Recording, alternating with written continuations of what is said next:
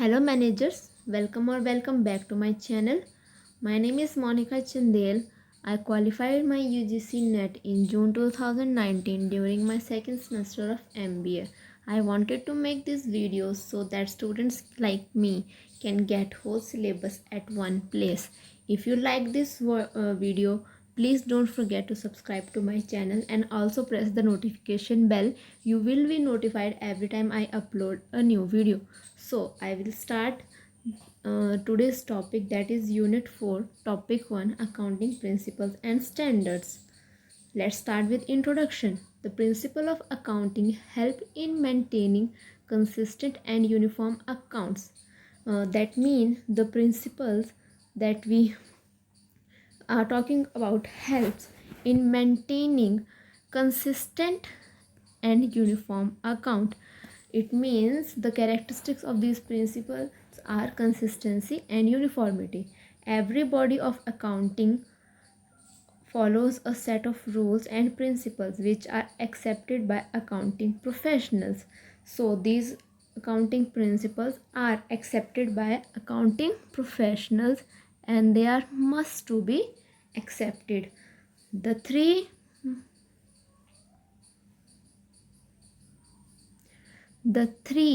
most the three topics we will discuss today are accounting standards, introduction to GAAP, and overview of IFRS. So let's start with accounting standards. Accounting standards are written policy documents issued by expert accounting body or by government or other regulatory authorities covering the aspects of recognition, measurement, treatment, presentation, and disclosure of accounting transaction in the financial statement. So in these definitions are very important, as the question can be come from this statement, like in which order these came, like recognition first, measurement second, treatment third, presentation fourth, disclosure of accounting transactions fifth.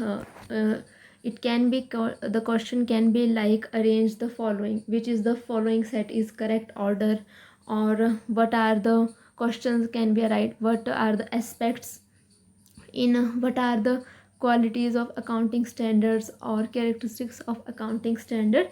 So you must remember these.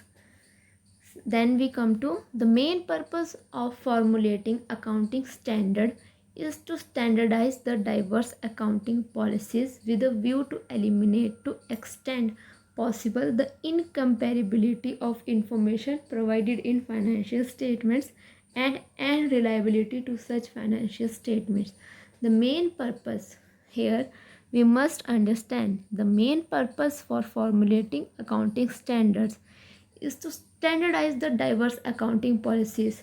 Various firms have various policies, and we have a joint venture, sole proprietorship, joint Hindu family system, liability partnership, etc. Everything requires different set of accounting according to the form of organization. But to standardize these diverse accounting policies, matlab so that standardize matlab a similar platform, we must understand uniformity and consistency. So, and to eliminate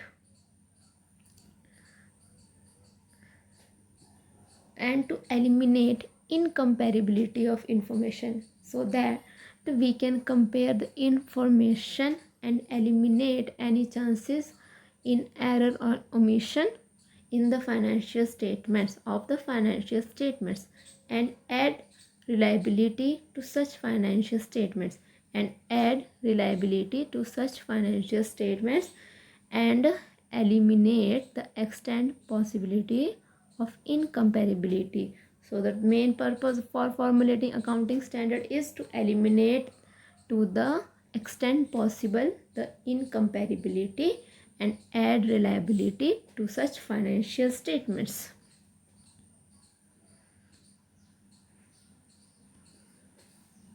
In India, the Institute of Chartered Accountant of India.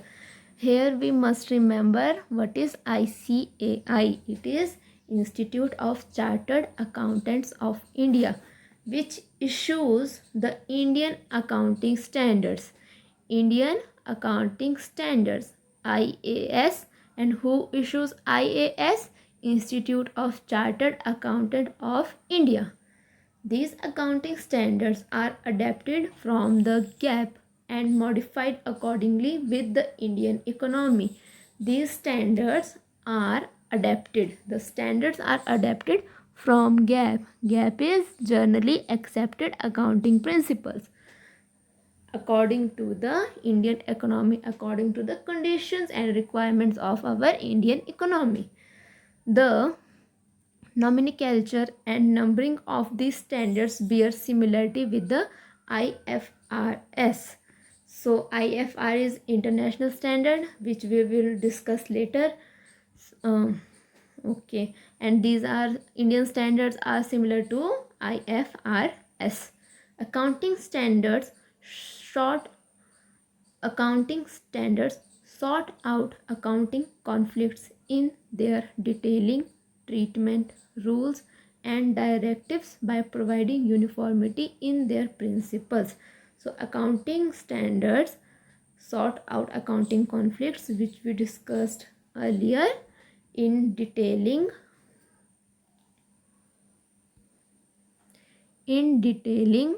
treatment, rules, directives, and provide uniformity in their principles. We are again and again focusing on uniformity and avoiding conflicts. So we must remember these two, avoiding conflicts and providing uniformity. They are highly detailed and informative, thus avoiding any confusion which may arise related to accounting. They are highly detailed and vary according to the country and requirement of the economy. And they are highly detailed and informative. Accounting standards are highly detailed and informative. Now we will discuss accounting standards. In India, we have 32 accounting standards in total, but the marked are here. You can see I have marked some accounting standards. These are commonly used accounting standards in Indian economy. The question in the net can be asked like, what is accounting standard 1, what is accounting standard 2? You will be provided options. You just need to remember which accounting standard refers to which. Okay, so we will take a look at all these standards. You can find it online very easily, but please go through a reliable source. Don't go for international standards, as they are not in a Indian syllabus. That you must keep in mind. Accounting standard 1, disclosure of accounting principles. Accounting standard 2, valuation of inventories. Accounting standard 3, cash flow statements. Accounting standard 4, contingencies and events occurring after the balance sheet date. Accounting standard 5, net profit or loss for the period. Accounting standard 6, depreciation accounting. Accounting standard 7, construction contracts.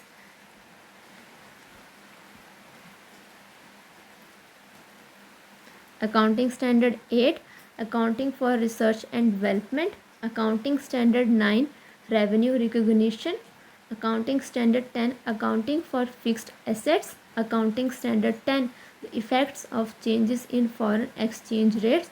Accounting standard 12, accounting for government grants. Accounting standard 13, accounting for investment. Accounting standard 14, accounting for amalgamation. Accounting standard 15, employee benefits, revised in 2005. Accounting standard 16, borrowing costs. Accounting standard 17, segment reporting. Accounting standard 18, related party disclosures. Accounting standard 19, leases for all assets leased for accounting periods commencing on or after 1/4/2001. Accounting standard 20, earning per shares. Accounting standard 21, Consolidated financial statements. Accounting Standard 22, accounting for taxes on income.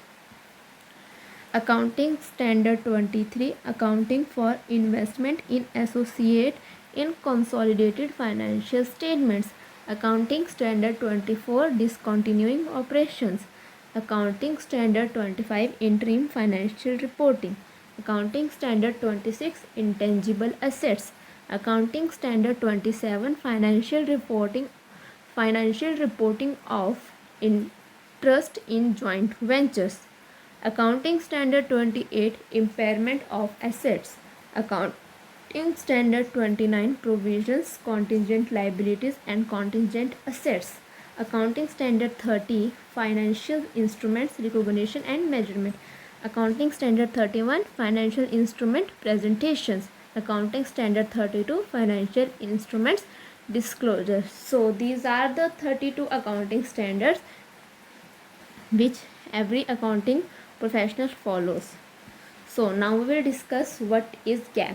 GAAP is generally accepted accounting principles, are basic accounting principles and guidelines which provide the framework for more detailed and comprehensive accounting rules, standards and other industry specific accounting practices. Here students, you must remember that these are addition to the accounting standards which provide basic guidelines and framework for more detailed comprehensive accounting rule. More detailed and comprehensive accounting rules, standards, and these are industry specific accounting practices. GAAP are industry specific accounting practices. For example, the Financial Accounting Standards Board FASB, this is a USA based board, uses these principles as a base to frame their own accounting standards. These are used, GAAP are used to frame accounting standards. GAAP are used to frame accounting standards. You must remember this line, GAAP are used to frame accounting standards. Thus, GAAP encompasses 3 points to remember basic accounting principles.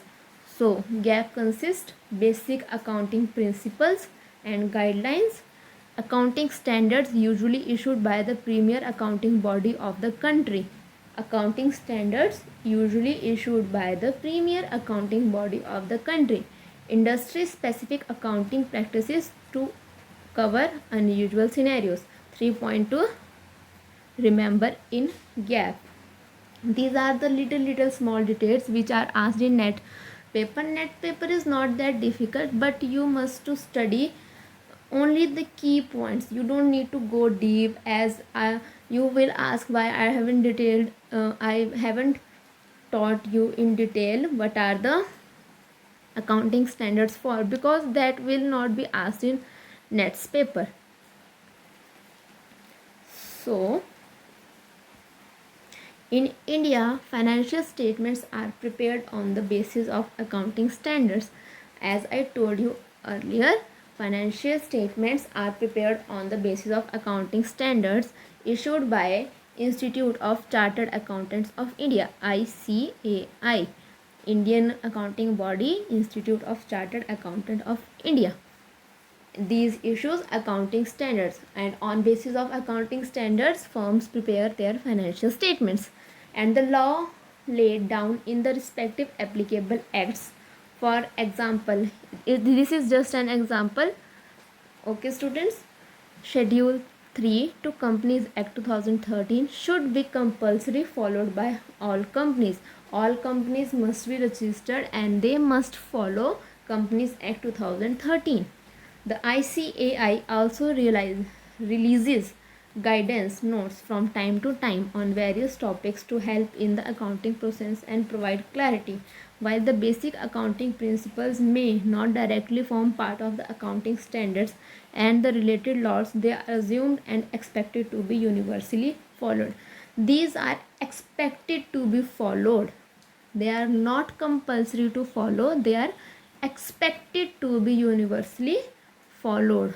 So now we will discuss the generally accepted Accounting principle. The first assumption is the generally accepted accounting principles are set of assumptions, whereas accounting standards are written document of rules related to preparation of financial statements, and there are 32 accounting standards, and ICAI issues accounting standards based on GAAP. Business entity assumption. It states that every business entity should be treated as an entity that is separate from its owners. Therefore, all financial transactions should also be distinguished in such a manner. This concept is especially important while recording financial transactions of a sole proprietor when the entire business with its assets and liabilities belong to the proprietor. The financial transactions need to be distinguished between those related to the business and those related to the proprietor personally. Monetary unit assumption. All the financial transactions of a business should be capable of being expressed in terms of monetary unit. That means that should be in terms of money. No transaction can be recorded unless until it is in form of money. That's why we need to calculate intangible assets that can be recorded, so they can be recorded in the books of accounts. Business entity assumption, that business is separate from its owner. Going concern assumption. The business entity is assumed to be going concern, that if the owner dies, the business will not die because of the separate legal entity, and the business is considered to be that it will continue to operate for an indefinite amount of time. This assumption is important because if the business entity were to liquidate in the near future, it would have to restate its assets and liabilities in accordance with the actual amount that could be realized or payable, as the case may be, so as to reflect the true financial position of the entity. Full disclosure principles. An accounting entry must not independently be able to provide all the relevant information related to the transaction. Hence, the full disclosure principle requires the entity to disclose all the financial information relevant to the investor, user, or user to assist him in decision making. At the transactional level, this is done by recording an adequate narration with every transaction at the financial statement level. This is implemented by providing notes to the accounts. Like we do entries like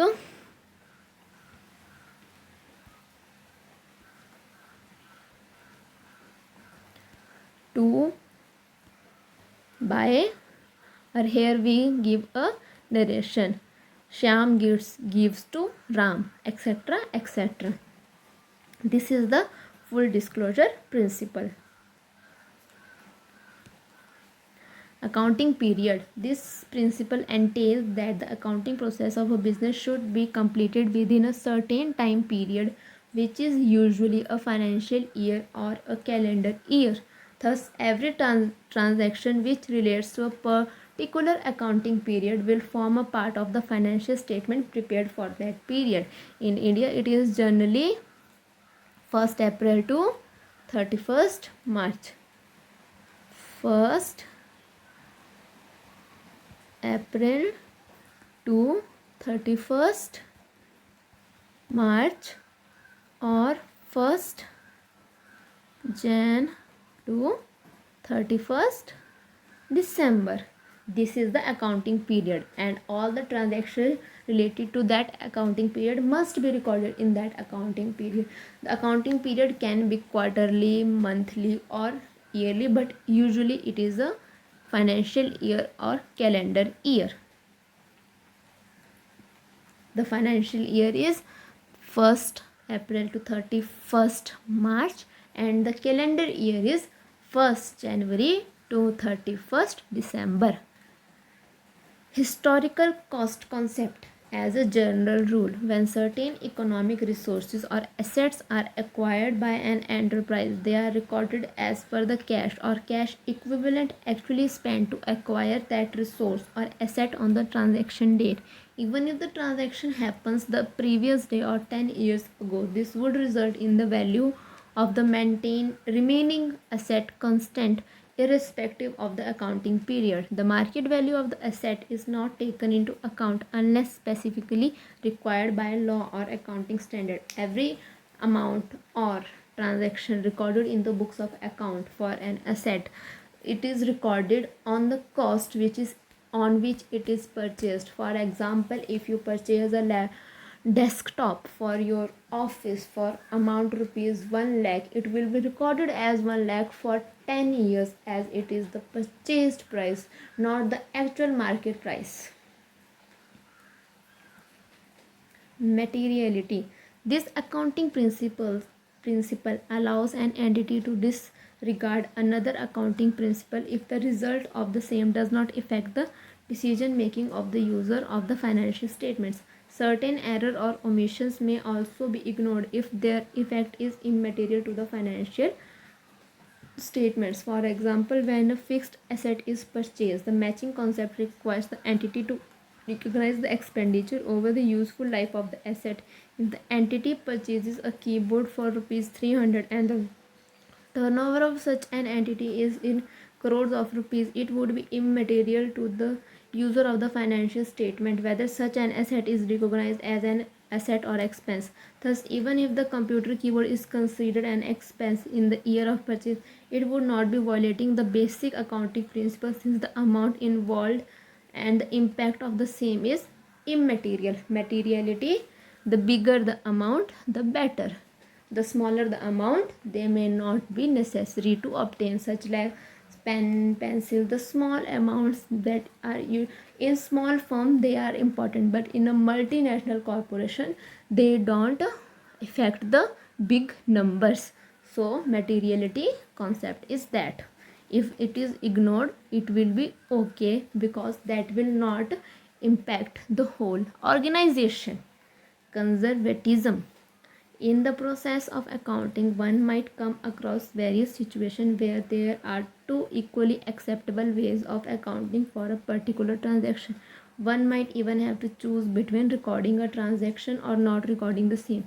In such a situation, a conservative approach should be followed. This means that while accounting for a particular transaction, all anticipated expenses or losses will need to be accounted for, but all potential income or gain should not be recorded until actually earned or received. This is why a provision for expenses like bad debt is made, but there is no corresponding record provided for an increase in the realizable value of an asset. So these are the accounting principles. One thing to note here is that GAAP can, however, not be said to be universal code of accounting, as such a thing does not exist as of yet. There is no such thing of universal applicability in accounting.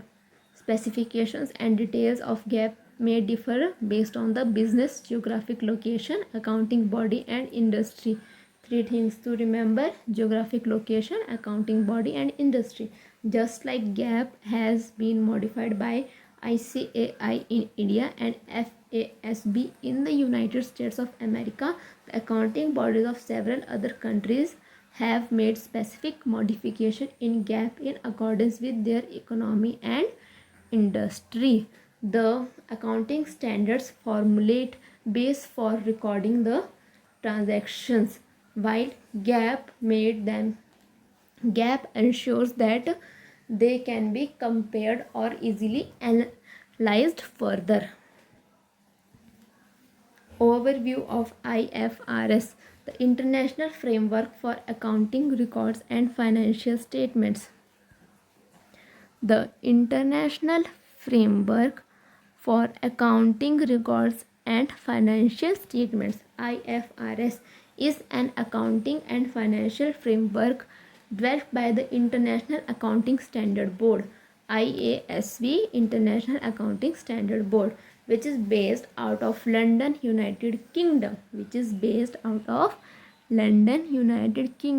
It may or may not be asked in the paper, but we need to understand the concept of IFRS. Around the world, many countries follow their own accounting principles derived and modified from GAAP.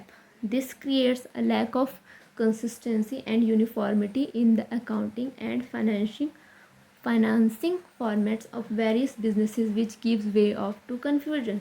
Also, it poses a conflict issue to multinational companies which have their branches set up in different nations. This conflict of principles led to the creation of IFRS as a uniform and common framework, usually for multinational companies which have their branches set in different nations, which could be adopted by all nations as a single global accounting standards, which could be, it is not compulsory imposed, it is on the country. Global accounting standards. As of now, IFRS has been adopted over by 120 countries. It has been adopted by over 120 countries across the globe and increasing. The businesses now across the country will prepare their accounting reports and financial statements by following the same set of rules prescribed by IFRS. This will bring in uniformity, reduce confusion, make comparison easy, and make nation more compatible with each other. Okay, we will take a look at the characteristics. Uniformity, reduce confusion, make comparison easy, and make nations more compatible with each other. Some countries have, however, not accepted IFRS as their accounting standard. These countries include the USA and India. India has not accepted IFRS as of now, nor did USA. So we will remember that if question asked had which of the following accounting standard is not accepted by India, the option can be given such like IFRS and various other. We will need to remember this. Efforts are still being made to make all nations adopted the IFRS as their accounting standards. Such a convergence up to a % seems quite impossible in a diverse era as today. However, all boards of accounting across the globe are consistently modifying their accounting standards and working towards increasing their similarity with the IFRS. European countries have adopted most of the IFRS rules, and the USA is working on its convergence too. Although India has not adopted the IFRS and its accounting standards yet, it is working its way towards replacing its IAS, Indian Accounting Standard, with the IFRS soon. It is a important point to note. Working its way toward replacing IAS with IFRS soon. So with this, today's lecture ends. I hope you liked this video. If you do, then don't forget to subscribe to my channel and also press the notification bell so you will be notified every time I upload a new video. Thank you so much for watching. We will meet in our next lecture.